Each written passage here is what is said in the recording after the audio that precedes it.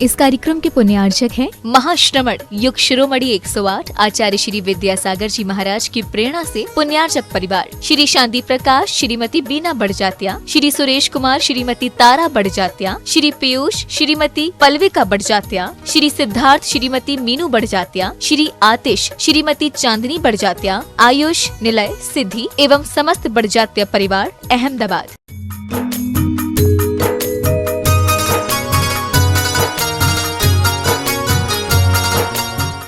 दुख दर्द हर यह अर्घ भेटने आया, हे तपो मूर्ति है आराधक योगीश्वर है महा अरुण कामना देख सके युग युग तक आगामी बसन। जिन वाणी भी तो जिनकी दीवानी लागे, हाँ दीवानी लागे, मने प्यारो प्यार गंगा जीनो पानी लागे। ओम ह्रीमाचार्य भगवान विद्यासागर महानंद जयमाला पूर्णार्घम अर्घम निपामते स्वाहा। आइए, जैसा कि आप सभी को पता है कि कल से भव्याति भव्य पंचकरणक महामहोत्सव यहाँ प्रारंभ हो रहा है।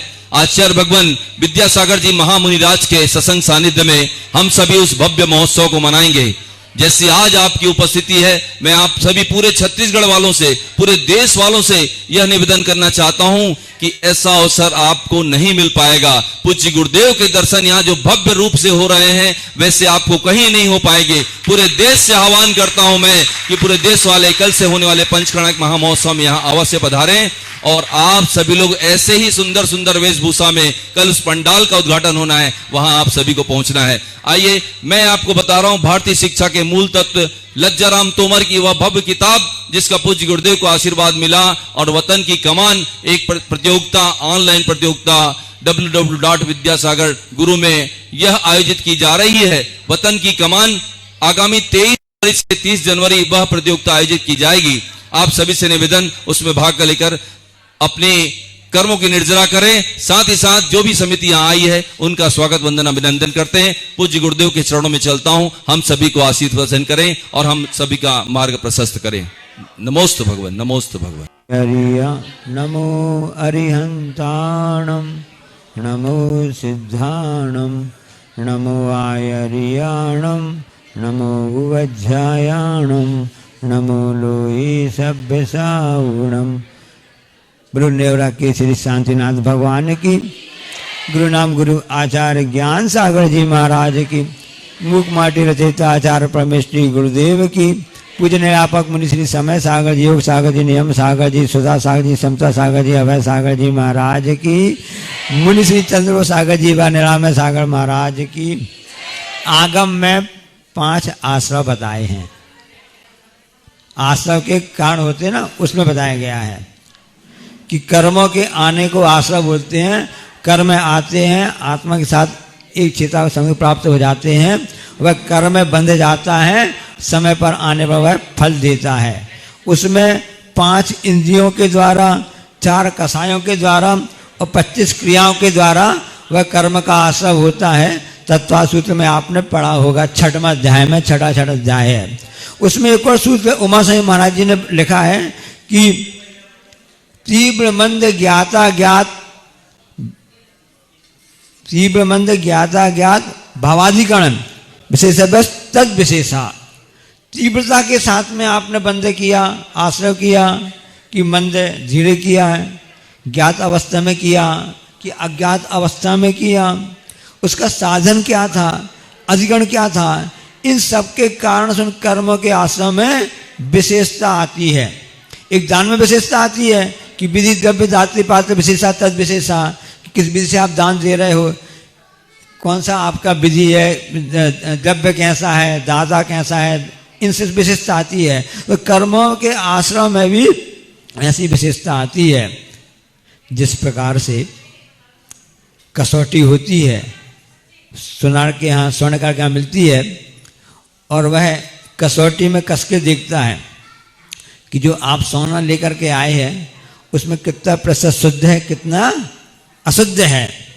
अभी भजन गा रहे थे, चांदी सोना हो गई, तो पहले दो बोल दिया कि सोना चांदी हो गई। और आजकल तो रोल्ड गोल्ड का जमाना है, चांदी के ऊपर सोने की आ जाती है। तो मिलावट का जमाना है, पंचम काल है। तो सोने की कसौटी के द्वारा सोना कसा जाता है, उसे पता चल जाता है उसमें कितना उसमें सोना सही है और कितना उसमें खोटापन है। अब जो स्वर्णकार है उसने पहले अंदर भाव किए, लेकिन कसौटी ने कोई भाव किए क्या? कसौटी निर्लिप्त भाव से उस कार्य को करे कितना से कितना गलत है। उसी प्रकार से जो कर्म होते हैं, कर्म वगणाएं होती हैं, वो जैसे जीव के परिणाम होते हैं, तीव्र हैं कि मंद हैं, ज्ञात हैं कि अज्ञात हैं, और कैसा वीर है, कितनी शक्ति है, कैसा साधन है, कैसा अधिकरण है, इस हिसाब से कर्म वैसे बन जाते हैं। उसमें निर्लिप्त भाव रहते हैं। किस प्रकार से? सोने की कसौटी जैसे ही रहते हैं। इसलिए संसार में कहीं भी आप चले जाओ, इसको बोलते आप कुदरत बोलते ना, कुदरत के यहाँ ना इंसाफी नहीं, इंसाफी है। अब किसी व्यक्ति ने अपराध कर लिया तब वह घूम रहा है, बड़े बड़े अपराध करने के बाद भी वह घूम रहा है, उसको सजा नहीं मिल पा रही है। और कई बार ऐसा हो जाता है किसी अपराध नहीं भी किया है, निरपराधी है, तो जेल की सीटों के पीछे है।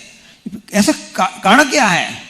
एक कर्म का उदय, उससे पहले कर्म ऐसे आश्रय किए थे, बंद के उपरांत अब उसने फल भोग रहा है। और कई बार ऐसा भी होता है उसने सब कुछ कर भी लिया, इसके बाद भी उसको विधायक बना दिया, सांसद बना दिया, मंत्री बना दिया, सरेआम घूम रहा है। तो यहाँ पर तो गफलत हो सकती है, यहाँ पर तो भ्रष्टाचार हो सकता है, यहाँ पर घूसखोरी हो करके आप उसको कुछ भी बदल सकते हो। पुलिस के द्वारा मिलकर के दबाव से या नेताओं के द्वारा या कोई भी दबाव से आप उस जो आपने कर्म किए हैं, जे कर्म पूरब किए खोटे सही क्यों नहीं, तो जो उसने कर्म के यहाँ तो आप बदल सकते, कुछ भी आप उसके सजा में कम ज़्यादा कर सकते हो, लेकिन कर्मों का एक ऐसा कटघरा है उसमें कुछ भी फेर फेर नहीं कर सकते हो। कुदरत को नाइंसाफी पसंद नहीं है। कुदरत मतलब कर्म से है। जैसी बरगणाएं रहती हैं, पुद्गल बरगणाएं, वो तो बेचारी पुद्गल हैं, उसको जैसे कसौटी होती है ना, बस उसी के जैसे है। आपने जैसे किए वैसा कर देगा। अब उस कसौटी में आपके सोना का जो आभूषण है कितना कम ज़्यादा से क्या लेना देना, जैसा वैसा कसौटी कस के उसको रिपोर्ट देगा।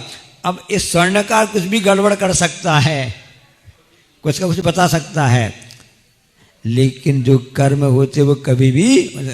अब एक स्थान सुना था, एक कंबोडिया है, अब ना कंबोडिया है, उसका एक पोल पोट, पुराने समय की बात है, उस राजा था वहाँ पर, इतना क्रूर था, इतना क्रूर था कि उसने लगभग 15-20 लाख लोगों की जान ले ली। अब यहाँ व्यवस्था, आपकी जो दंड व्यवस्था है उसमें क्या होगा भाई, फांसी दे दी गई या फिर उसके लिए कारावास कुछ भी दे दिया गया। कितनी बार मरेगा वो? एक ही बार मरेगा ना, फांसी दी है। अब जिस व्यक्ति ने 20 लाख 15 लाख लोगों को मारा है, क्या बन गया है, अब 20 लाख कैसे मरेगा? आपने विचार किया कैसे मरेगा? इसकी व्यवस्था जैन दर्शन बताता है। क्या होता कि तिल तिल करें देह के खंडे, असुर भिड़ावे दुष्ट प्रजंदे। ऐसे तीव्र कसाय के परिणाम किए कि उस क्रूरता के कारण से वह नरक चला जाएगा। अब नरक में, अब यहाँ पर तो व्यवस्था एक ही बार उसको सजा मिल गई, लेकिन वहाँ पर तो उसको 20 लाख नहीं 20 लाख करोड़ बारी उसको मरना पड़ेगा। बार बार मरना भी चाहता है वहाँ, लेकिन उसकी आयु वहाँ पर अकाल मृत्यु नहीं होती है। इस ढंग से उसको बार बार टोचन किया जाता है। असुर जाति के देव आकर के उसके शरीर के टुकड़े टुकड़े करते हैं। तो वो व्यवस्था वहाँ पर है, एक कर्म की व्यवस्था है। यहाँ भ्रष्टाचार घूसखोरी नहीं चलती है। इसलिए तिल तिल करें देह के खंडे, असुर बिड़ावे दुष्ट प्रचंडे।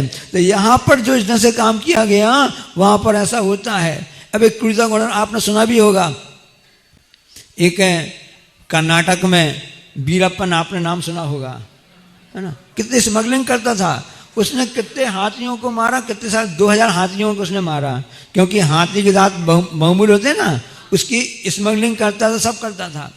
अब उसके कारण से 106 लोग उसने मारा भी है।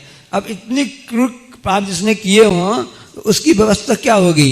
तो ऐसे लोगों को भी यहाँ पर ऐसा दंड दे दिया जाता है। इसलिए कुदरत के यहाँ नाइंसाफी नहीं है, हमारा कर्म ही कुदरत है। तीन लोग के भगवान कुदरत, पूरा संसार यही तो कुदरत है और दूसरा अलग कुछ भी नहीं है। तीर्थंकर देव तो अपना कल्याण करके मोक्ष पधार गए हैं और कल से आपकी वह प्रक्रिया चालू होने वाली है।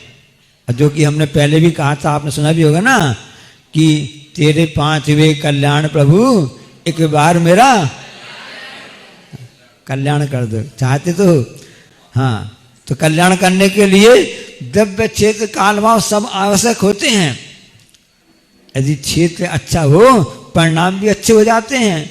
महाभारत की कथानक में ऐसा आता है कि उस स्थान पर इतनी क्रूरता थी कि वहां पर किसी व्यक्ति ने कई बार अपने पिता माता को मारा किया था। तब वहां से स्थान जब चुना गया, हाँ यहाँ पर कई बार अपनों ने अपनों को मारा है, इसलिए यहाँ पर कुरुक्षेत्र अच्छा रहेगा, यहाँ पर युद्ध होना सही स्थान चुना गया। कि वहां पर अपनों के बीच में लड़ाई थी, क्षेत्र का फर्क पड़ता है।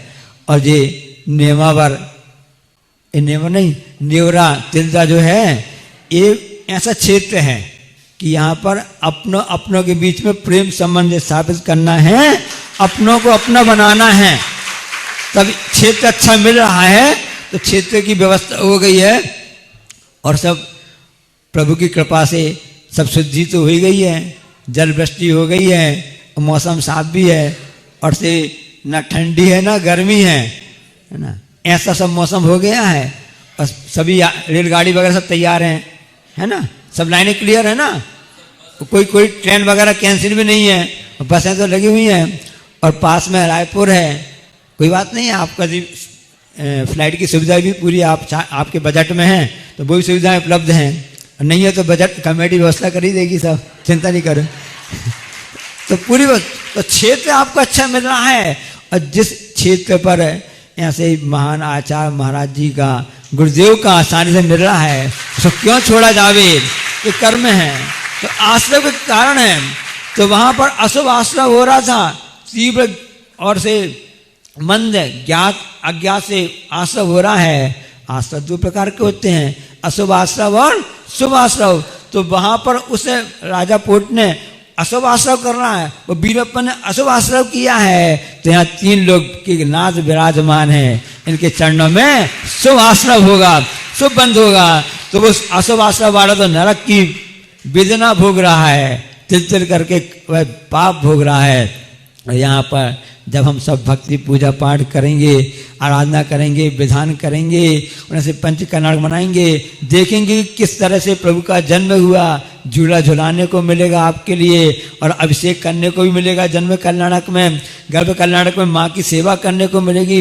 तीर्थंकर की माता कितनी पुण्यशाली होती है, उसमें भक्ताओं में कहा गया ना कि सभी दिशाएं तो प्रकट करती हैं तारों को, एक पूर्ण दिशाई होती है जो सूर्य को प्रकट करती है। वह समय जब आएगा तब माता मरु देवी ऐसे आदिनाथ सूर्य को प्रकट करेंगे, जो कि उस केवल ज्ञान रूपी अपने प्राप्त करके उस सूर्य ज्ञान सूर्य से पूरे आलोक, पूरे लोक को आलोकित करेगा। ऐसा है, शुभ आश्रय ढंग से होते हैं।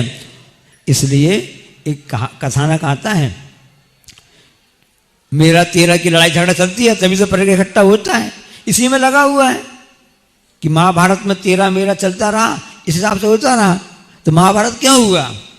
क्योंकि उसमें एक पक्ष कहता था तेरा भी मेरा तो मेरा है, तेरा भी मेरा है। एक पक्ष क्या कहता था कि मेरा तो मेरा है, तेरा भी मेरा है। ऐसा कौन कहता था? कौरव पक्ष के बारे कहते थे कि मेरा तो मेरा है, तेरा भी मेरा है। पांडव सीधे साधे थे, बहुत सीधे सीधे ऐसे थे। पांडव बोला भैया तेरा तो तेरा है, जैसे नेवरा तेला के लोग हैं ना, श्रावक लोग, बहुत सीधे साधे अच्छे भक्ति भाव में झूमते हैं। नेवरा की बात ही क्या करें महाराज जी, पूरा रायपुर जिला, पूरा छत्तीसगढ़िया सबसे बढ़िया, सभी सीधे साधे हैं, ऐसा नहीं है, सब भक्ति में लगे रहते हैं। तो वो इतनी तभी तो उन्होंने उदारता से बोली में अपना हिस्सा लिया। तो वो कैसे हैं कि तेरा तो तेरा है, मेरा तो मेरा है, भाई हमको हमारा दे दो, तुम अपना ले लो। इस ढंग से काम हो जाएगा, लड़ाई झगड़ा नहीं बढ़ेगी। अब उससे आगे बढ़कर भी कोई व्यक्ति है तो वो क्या कहते हैं कि भाई तेरा तो तेरा भी है, मेरा भी तेरा है।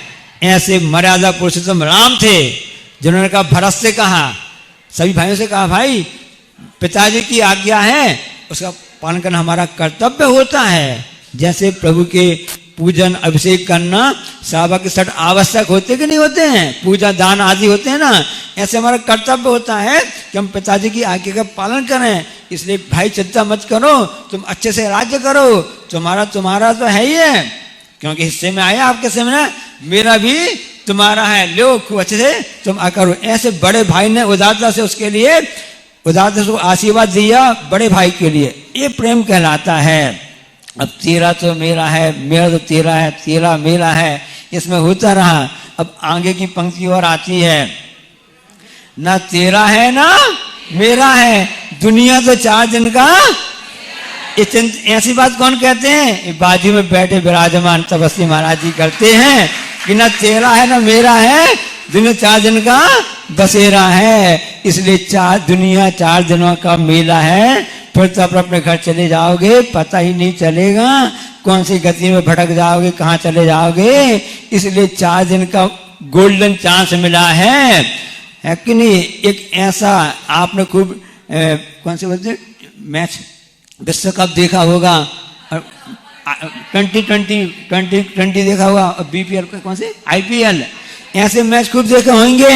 उनमें तो आपको अशुभ आश्रय होगा, जैसा होगा आप यहाँ पर आ जाएंगे, यहाँ पर 7 दिन में एक ऐसा मैच देखने मिलेगा जिससे आपको शुभ आश्रय होगा, और इसमें समझ जाएंगे ना तेरा है ना मेरा है, 4 दिन का बसेरा है। ऐसे शुभ आश्रय का यह क्षेत्र आपके लिए मौका, गोल्डन चांस मिला है।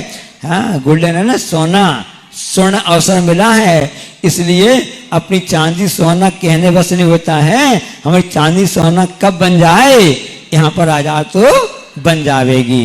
बोलिए अहिंसा परमो जावाणी के ज्ञानते हैं, सूझे लोकालो सुवाणी मतक दरुण साल, ये जनवाणी भारती तो ही जपो दिन रहे, जो तेरा शरणा है सो पाओ। ओम नमस्तुभ्यः। अहिंसा परमो धर्म की आचार्य गुरुवर श्री कुंद भगवान की, आचार्य गुरुवर श्री ज्ञान सागर मुनि महाराज की,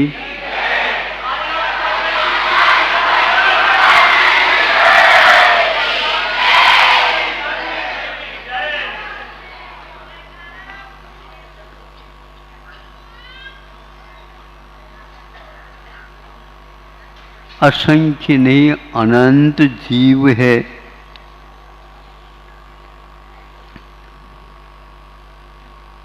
और ये सब जीते हैं अपने अपने किए हुए कर्मों के उदय से।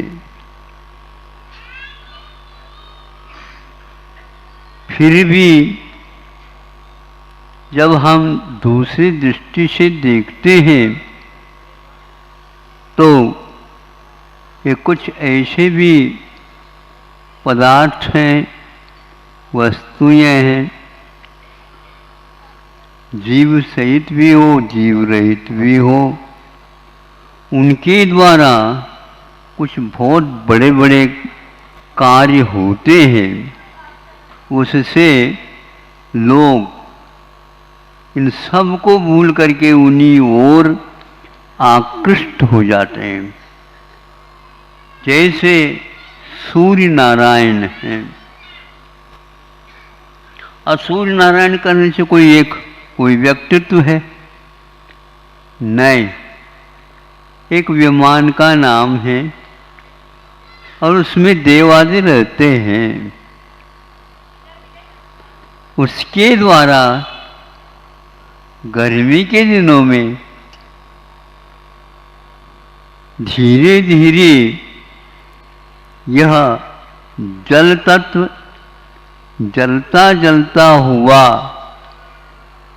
उबल रहा हो जैसे, और वह ऊपर की ओर चला जाता। जैसे समुद्र में बड़ी बड़ी नदियां जाकर के डूब जाएं, तो भी न वह समुद्र सूखने वाला नहीं, और सूर्य के आताप से प्रताप से वह जैसे सूखने को हो जाता है। पूरा जल उबल करके ऊपर की ओर वह गैस के रूप में, बाष्प के रूप में चला जाता है।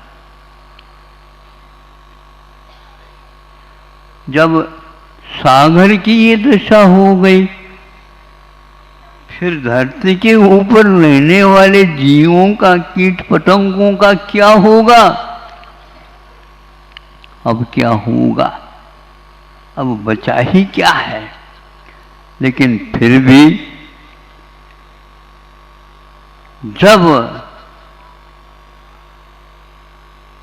एक महाराज देखते हैं उसको और जंगल में बैठे हैं और इतनी भयानक गर्मी को देख करके उनके मन में आ गया, अब यह वन जो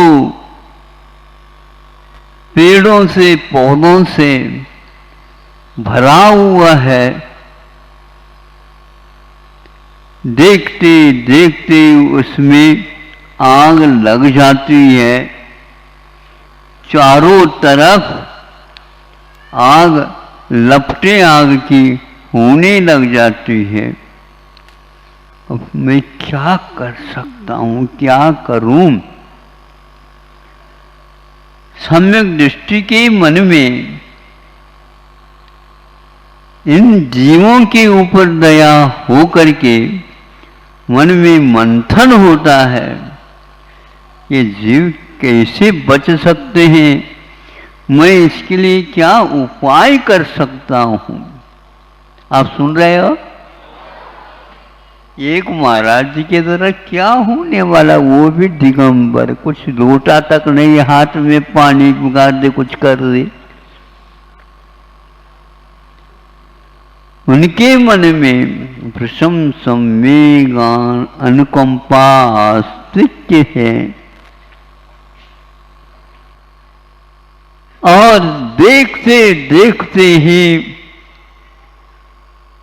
जैसे आप लोग देखते हैं सुबह और 8-9 बजे ऐसे बड़े बड़े बादलों के दल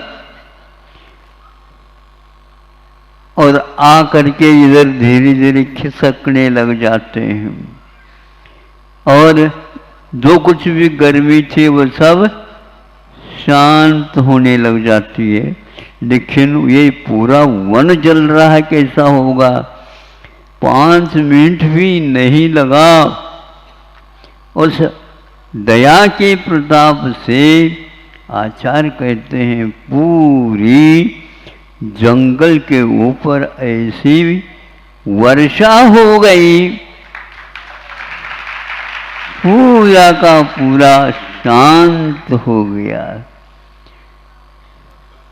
अब हम पूछना चाहते हैं, ये किसका परिणाम है? तो आचार्य कहते हैं तप के साथ अनेक रिद्धियां प्राप्त हो जाती हैं, और उन रिद्धियों के द्वारा और भी सम्यक दृष्टि होंगे, और भी मुनि महाराज होंगे, उनके पास भी दया है, वे भी ऐसे भाव करते होंगे। हाँ, करते होंगे, क्योंकि विपाक विषय धर्म ज्ञान अथवा उपाय विषय धर्म ज्ञान अथवा अपाय विषय धर्म ज्ञान, मैं क्या उपकार करूं, मैं कौन सा ऐसा कार्य करूं जिसके द्वारा इनके ऊपर जो संकट आया है ये सब समाप्त हो। मैं क्या उपाय कर सकता हूं जिसके द्वारा यहाँ पर ऐसा शीत लहर हो जाए जिसके द्वारा ये सब जीव बच जाएं। स्वयं के बारे में कुछ भी नहीं सोचता, लेकिन स्वयं के बारे में ही सोचा जा रहा है। मेरी दया किस काम की, मेरी करुणा किस काम की। ऐसी ऐसी बातों को देख करके यह सम्यक दृष्टि के मन में यदि उत्पन्न नहीं होगा तो क्या मिथ्या दृष्टि के दृष्टि में होगा? ये हो ही नहीं सकता। वस्तु का स्वरूप का चिंतन करना अलग है और मोक्ष मार्ग में अहिंसा धर्म का चिंतन करना अलग होता है। और सब शांत हो गया। अपने बारे में मैं ध्रुव सत्य हूं, यह ज्ञान इन लोगों को नहीं है। इसीलिए यह बच जाए तो संभव है कुछ तो इसमें से निकलेंगे, सोचेंगे, विचार करेंगे। ऐसा करुणा भाव हृदय में आ जाता है। दूसरे की पीड़ा अपनी करुणा की परीक्षा लेती। पर की पीड़ा यह अपनी करुणा की परीक्षा लेती। सम्यक दर्शन है तो वो चुप बैठ नहीं सकता, वो देखता रहता है।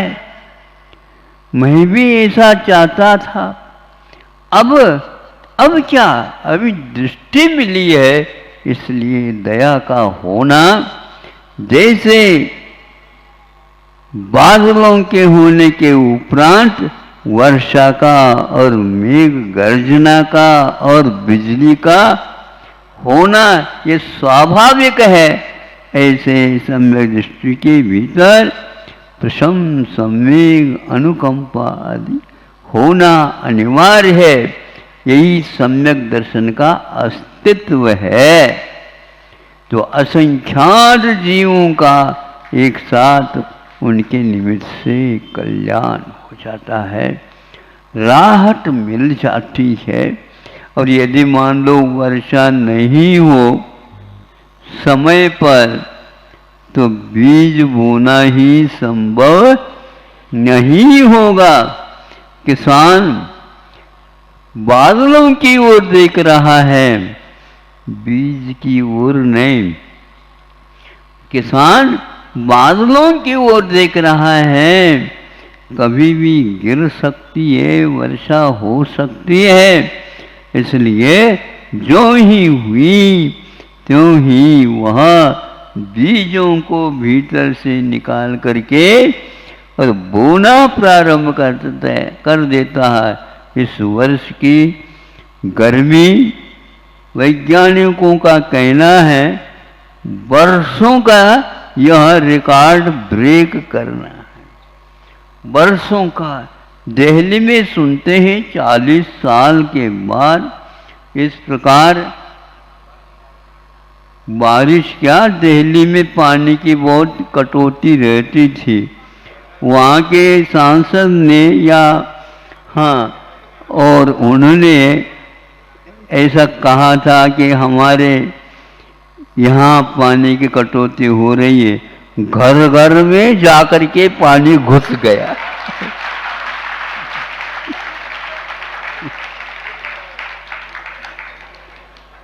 वैसे यदि नेता लोग बात करते हैं तो ऐसा होना चाहिए।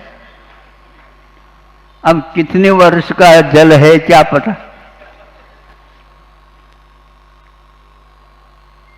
ऐसा मत सोचो चुनाव तक हो जाए फिर बाद में पुणे गर्मी आ जाए। नहीं, यह हमेशा 4-4 किलोमीटर का वह जमुना दिल्ली के भीतर आने के लिए, और वह एक प्रकार से उस सदन का प्रक्षालन करना चाहते हैं, क्योंकि उसमें न्याय के अलावा और कुछ दिया नहीं जाता।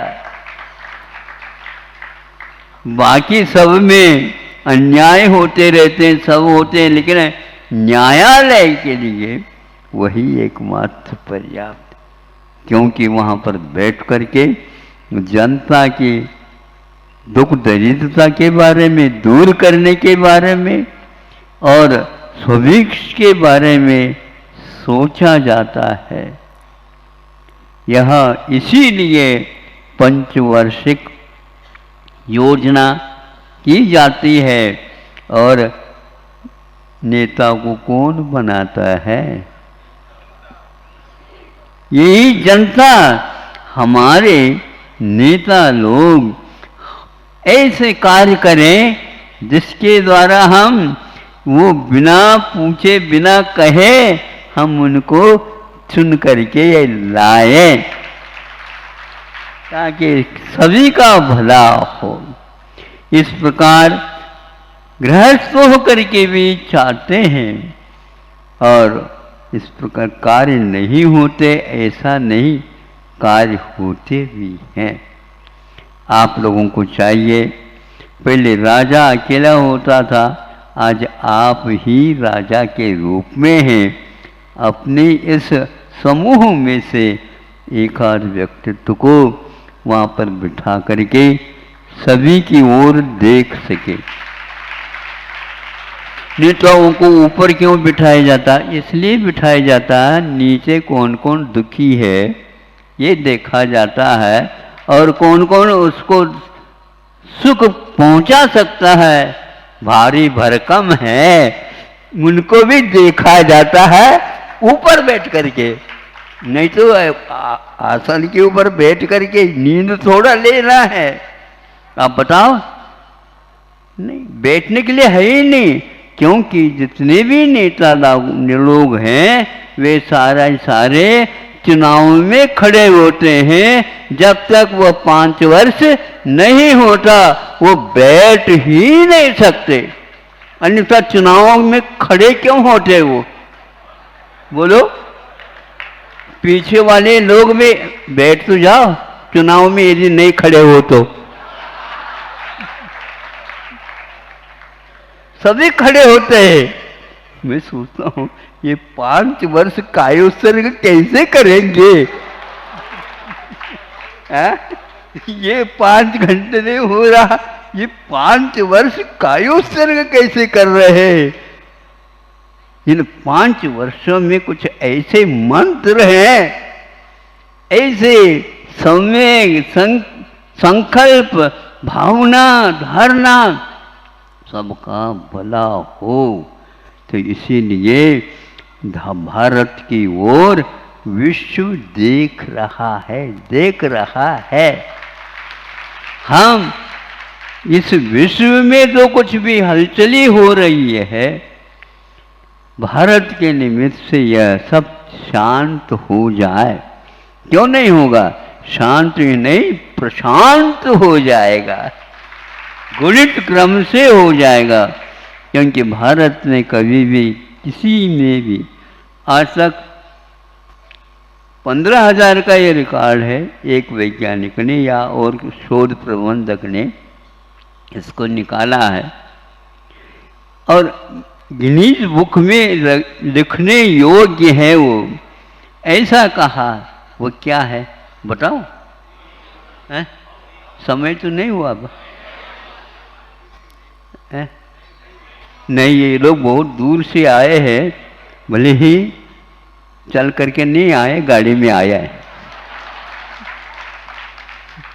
वो तो बता रहा हूं, वो लिखता है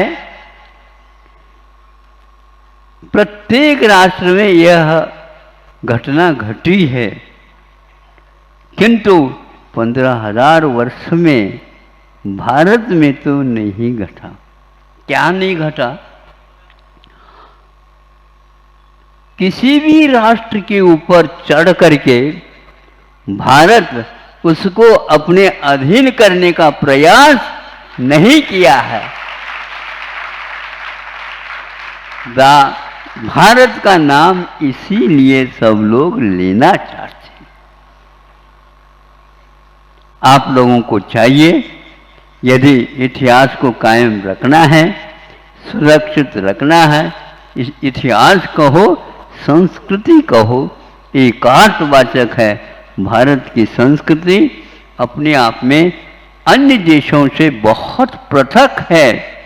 वह वन का वन में जो घास होते हैं, उसके बीज होते हैं, उसके रोटी बनाने करके खाने वाले यहाँ की संस्कृति की रक्षा को करने वाले थे।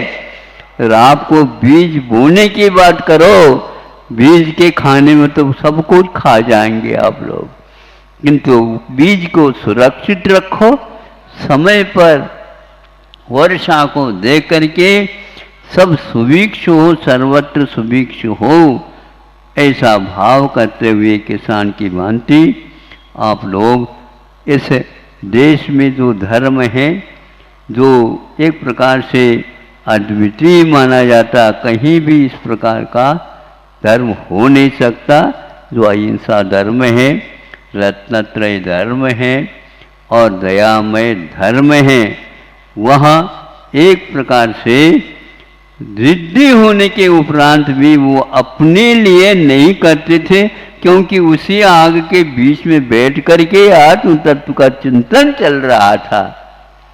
चाहे तो उसके रिद्धि के माध्यम से अपने आप के बचाव कर सकते, पहले से ही बचे, वो कभी भी उसमें नष्ट नहीं हो सकते।